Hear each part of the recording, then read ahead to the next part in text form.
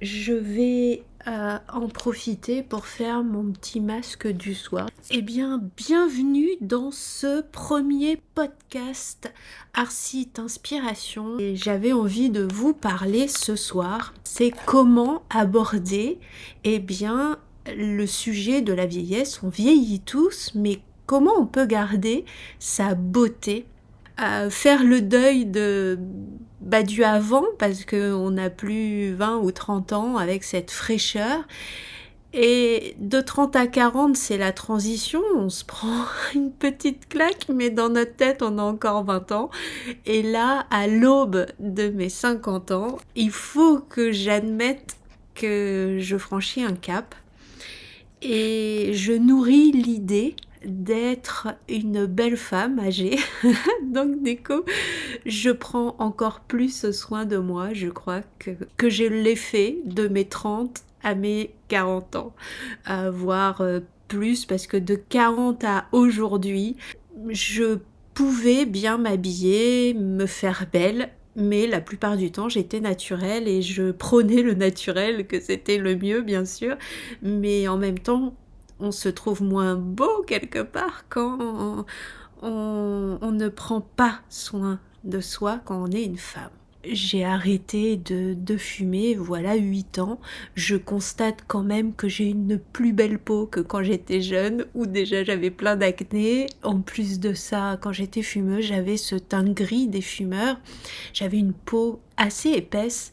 Et là, je constate que même si j'ai des rides, eh bien j'ai quand même une belle peau. Donc du coup, j'avais envie de parler de ça avec vous.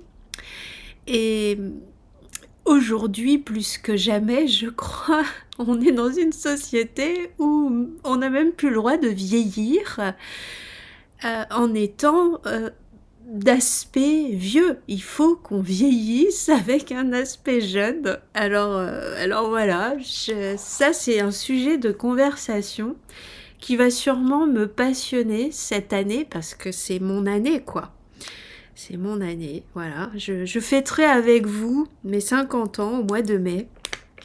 Moi, je me cache derrière mon masque. Hydratant. Alors, le secret, donc, pour bien vieillir, j'ai fait ma petite enquête. Là, comme un réveil où j'ai un patrimoine à sauvegarder le plus longtemps possible.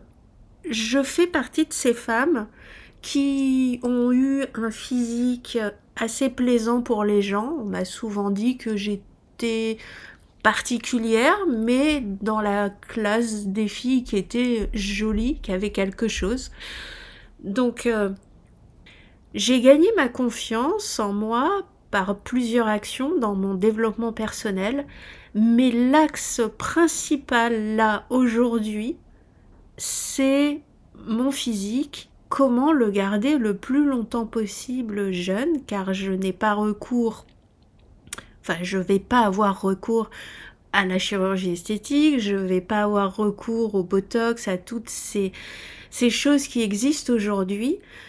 Dans mon budget, j'ai pu m'acheter les plus chères crèmes, on va dire, des enseignes qu'on trouve dans nos galeries marchandes, pour pas faire de pub. J'ai essayé le bas prix, le prix élevé, et ma peau, elle a toujours, à un moment donné, refusé les crèmes anti-rides. Je sais pas, je les mets une semaine, tout va bien, et à partir de la 3e semaine, j'ai comme un rejet. Et ces derniers temps, j'ai changé de routine beauté, parce que vous imaginez que j'ai quand même essayé plein de produits depuis toute ma vie.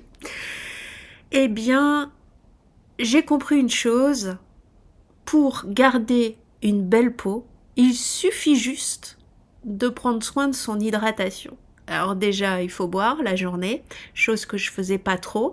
Et ensuite, je m'hydrate la peau le soir. C'est-à-dire le matin, obligé, mais le soir aussi. Quoi qu'il se passe, même si je reste à la maison, je m'hydrate. Et surtout, avant de dormir, je me réhydrate. j'attends un peu avant de m'endormir, parce que moi j'ai tendance quand même à dormir beaucoup sur le ventre. Et je veux pas que ma crème, elle soit sur mon oreiller.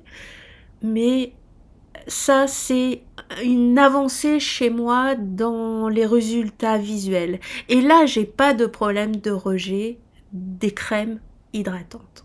Crèmes toutes simples en pharmacie, relipilantes, émollientes, hydratantes. Et je vais alterner le soir et le matin avec ces 3 types de crèmes qui nourrissent ma peau. Ah, mon podcast va s'arrêter là, parce que Sylvain arrive. Mais écoutez, dites-moi en commentaire ce que vous en pensez de ce premier podcast du soir. Bye!